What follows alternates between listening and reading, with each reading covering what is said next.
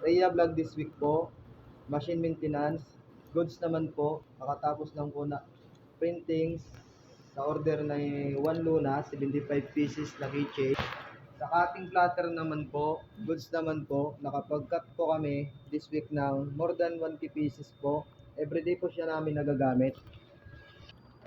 Sa stocks po, kulang kami po sa Imare, 100 GSM na for kitchen and button pin. For request na po kami. And other stocks po para sa mga calling card. Kompleto pa naman po, wala pong kulang. Sa mga tuner po at cartridge, kompleto pa. Stocks po siya hanggang 3 months. Ito po yung mga order namin.